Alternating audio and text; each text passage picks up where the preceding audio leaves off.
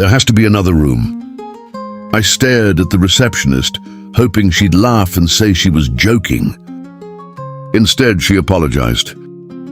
"I'm sorry, sir, the hotel is fully booked. Due to a reservation error, you'll be sharing one room." I sighed with relief until she added, "With Miss Sophie Carter." Of all the people.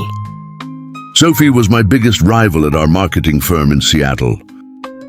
We competed for every client, every promotion, and every ounce of recognition.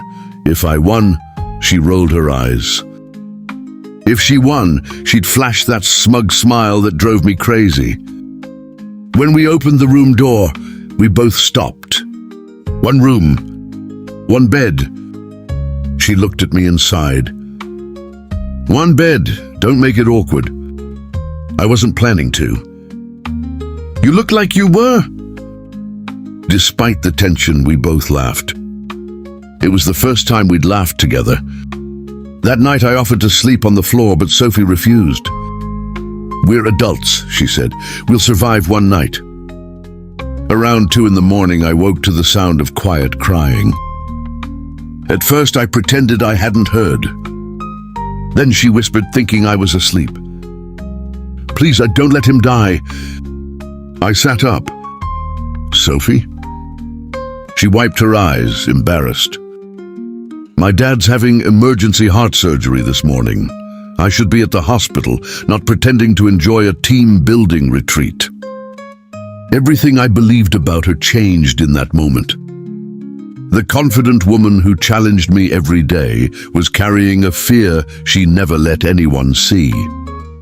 The next morning, I covered her presentation so she could spend an hour on a video call with her family.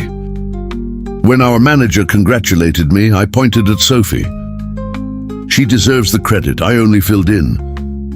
She stared at me, speechless. Later that afternoon, her phone rang. She stepped outside to answer. Minutes later, she came back crying again. This time, they were tears of relief. "He made it," she whispered. Without thinking, she hugged me. Neither of us noticed our co-workers watching through the conference room window. By the end of the retreat, the competition between us had disappeared.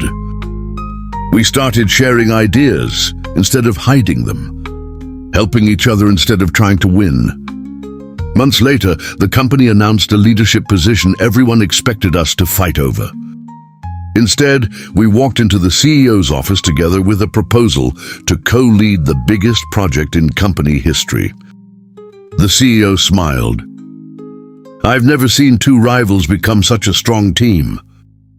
A year later, we returned to the same hotel for another retreat. The receptionist recognized us immediately. She laughed and asked, "Should I book one room again?" Sophie looked at me, trying not to smile. This time, she reached for my hand. "Now make sure it's one bed."